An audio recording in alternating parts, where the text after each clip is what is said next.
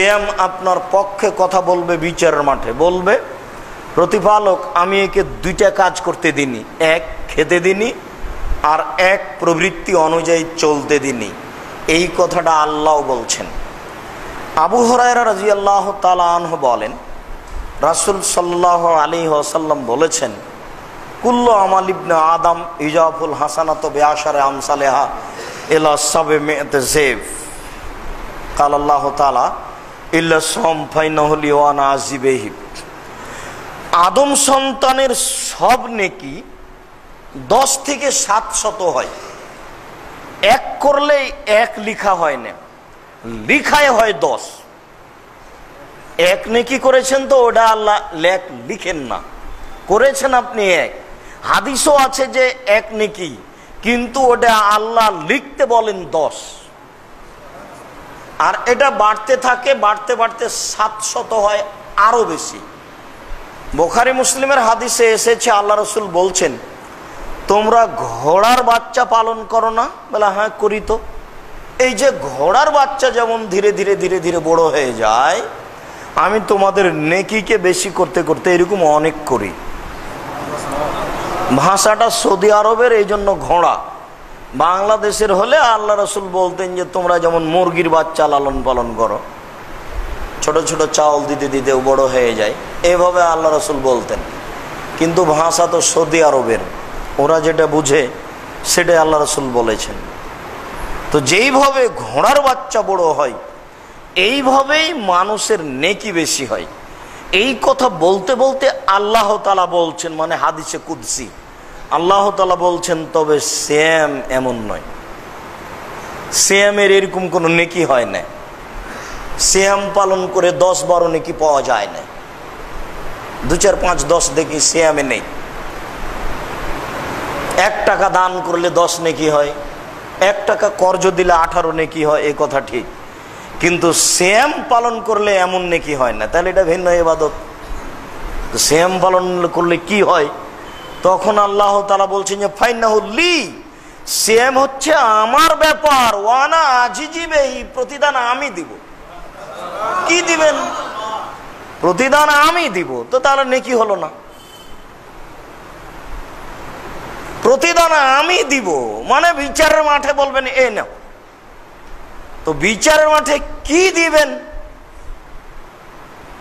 আবু হুরায়রা রাদিয়াল্লাহু তাআলা আনহু বলেন যে রাসূল সাল্লাল্লাহু আলাইহি ওয়াসাল্লাম বলেছেন, আল্লাহ তাআলা বলেন, আ'দাদতু লিইবাদিয়াস সালিহিনা, আমি আমার ভালো বান্দাদের জন্য প্রস্তুত করেছি, আমি আমার ভালো বান্দাদের জন্য রেডি করেছি। আল্লাহ তাআলা বলেন। এ দেখেন আল্লাহ কি দিবেন সেটা শুনেন।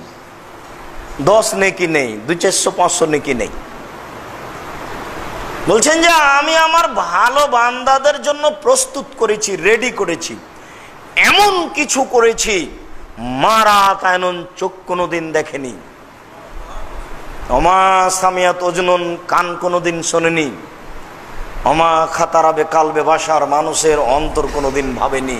আমি এমন কিছু প্রস্তুত করেছি যেটা বিচারের মাঠে বলবো এ নাও। সেটা হলো সিয়াম। আপনাকে আমি বুঝাতে পারি সিয়াম কি জিনিস? বুঝাতে পারলে মানুষ ঠিকই সিয়াম পালন করত, আমরাই অক্ষম। আল্লাহ তাআলা বলছেন যে আমি এমন কিছু ব্যবস্থা করেছি যেটা চোখ কোনোদিন দেখেনি।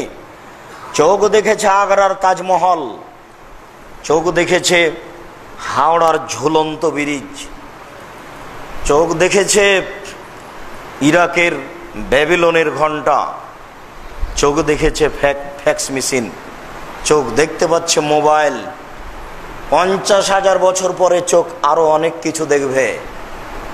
আল্লাহ তাআলা বলেন আমি এমন কিছু করেছি যেটা চোখ কোনোদিন দেখেনি। আপনাকে বুঝাতে পারি জান্নাত কি জিনিস? বুঝানোর কোনো পথ নেই। আগ্রার তাজমহল নিচের লেখাটা যেমন দেখা যাচ্ছে, 50 ফুট উপরের লেখাটা তেমনি দেখা যাচ্ছে। 20,000 লোক 22 বছর কি করলো? যদিচ তার কবর পাকা করা ঠিক হয়নি, কেননা আগ্রার তাজমহলে যত টাকা খরচ হয়েছে, এই টাকা দিয়ে ভারত, বাংলাদেশ, পাকিস্তানের প্রত্যেকটা প্রত্যেকটা জেলাতে একটা করে ইসলামী বিশ্ববিদ্যালয় হতো সেই কালে। সেই কালের 8 কোটি টাকা কি এখানে আছে? এটা হিসাব করা যায়? আল্লাহ তাআলা বলছেন আমি এমন কিছু রেডি করেছি যেটা চোখ কোনোদিন দেখেনি। তিনি বলেন আমি এমন কিছু ব্যবস্থা করেছি যেটা কান কোনোদিন শোনেনি। কান শুনেছে দৈত্যরাজের কাহিনী, কান শুনেছে 7 সমুদ্র 13 নদী পারে কি আছে, কান অনেক কিছুই শুনেছে যেটা কোনোদিন ভাবাই যায় না, এমনটা শুনেছে কান। এরপরে আল্লাহ বলছেন যে আমি এমন ব্যবস্থা করেছি যেটা কান কোনোদিন শুনেনি। এরপরে আল্লাহ বলছেন আমি এমন ব্যবস্থা করেছি যেটা অন্তর কোনোদিন ভাবেনি। মানুষের অন্তর অনেক কিছুই ভাবে। মানুষের অন্তর ভাবে যে আমি আজকে সপ্তম আকাশের উপরে চলে যেতে পারতাম, আজকে আমি আকাশে চলে যেতে পারতাম, অনেক কিছু অন্তর ভাবে। এরপর আল্লাহ তাআলা বলছেন আমি এমন ব্যবস্থা করেছি যেটা মানুষের অন্তর কোনোদিন ভাবেনি। সেটাই হলো বিচারের মাঠে দিবেন আপনাকে, এই নেন। সেম ভিন্ন ধরনের ইবাদত। তবে এখানে আল্লাহ তাআলা বলছেন 2টি কারণ। আমি কেন বলবো যে এ নেও বলবো কেন, তার 2টা কারণ হচ্ছে এই, আমার কারণে আদম সন্তান 2টা কাজ করে না। এক খায় না, আর এক প্রবৃত্তি অনুযায়ী চলে না।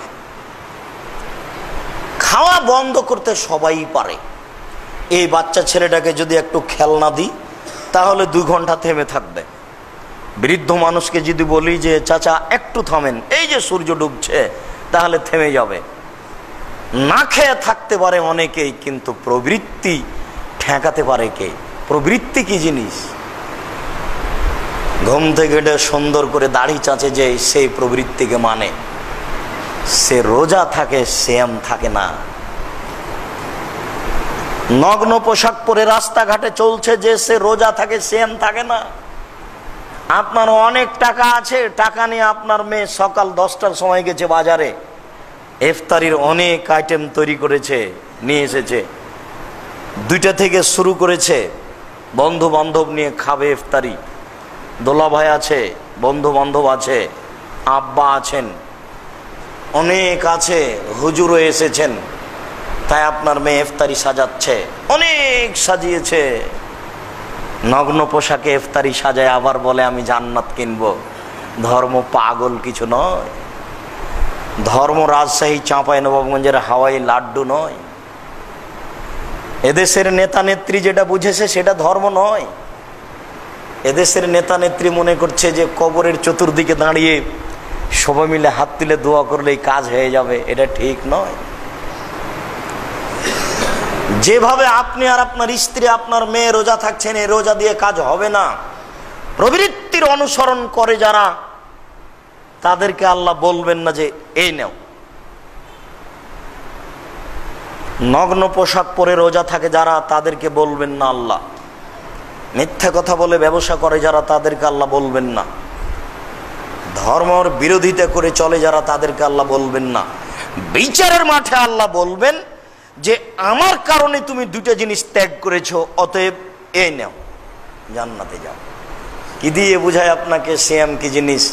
ইবাদতের জগতে একটা ব্যতিক্রম ইবাদত হচ্ছে সিয়াম। সিয়াম দিয়ে আল্লাহকে যত সন্তুষ্ট করা যায়, আর কোন ইবাদত দিয়ে আল্লাহকে তত সন্তুষ্ট করা যায় না।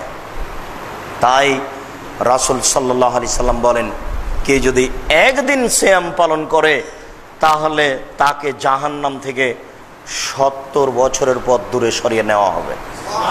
তাই তিনি বলেন, কেউ যদি একদিন সিয়াম পালন করে তাহলে 100 বছরের পথ তার থেকে জাহান্নামকে দূরে সরিয়ে দেওয়া হবে।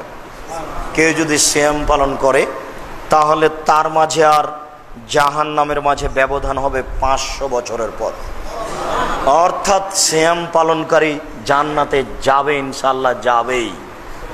সিয়াম দিয়ে জান্নাত কিনতে চাই, ইনশাআল্লাহ নেবই, ইনশাআল্লাহ। এই ব্যাপারে আপনি প্রস্তুতি নেন, আজ থেকেই নিতে হবে।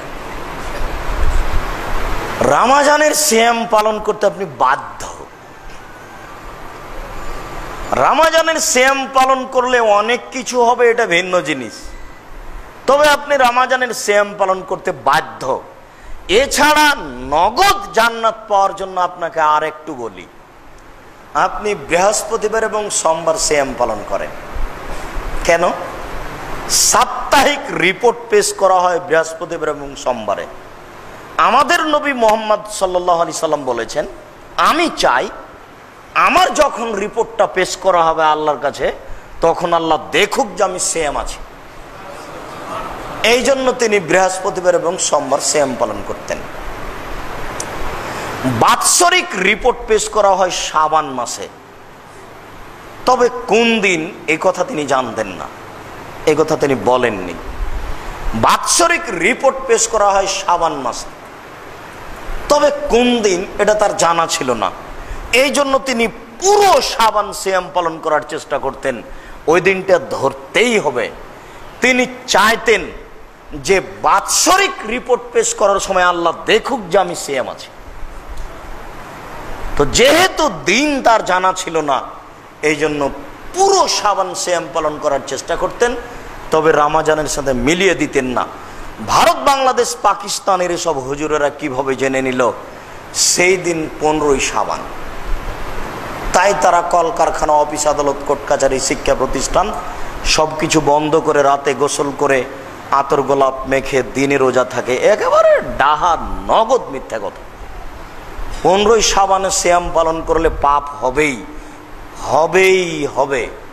15ই শাবানে সিয়াম পালন করলে রাসূলকে অপমান করা হবে, অতএব পাপ হবেই। যারা অন্য মাসে 13, 14, 15 করে তারা শাবানেও করুক। আর শাবানকে হিসাব করে যদি করতে হয় তাহলে অনেক করতে হবে, 10টা, 12টা, 15টা, 20টা, 25টা, যে যত পারে। প্রতি মাসে 3 দিন সিয়াম পালন করলে 13, 14, 15, সারা বছর সিয়াম পালন করলে জানে কি হয় তাই হবে। শাওয়ালের 6টি সিয়াম পালন করলে সারা বছর সিয়াম পালন করে জানে কি হয় তাই হবে।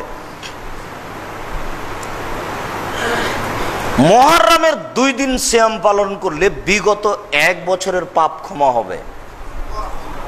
আরাফার 1 দিন সিয়াম পালন করলে আগে ও পরে 2 বছরের পাপ ক্ষমা হবে। এবার চাই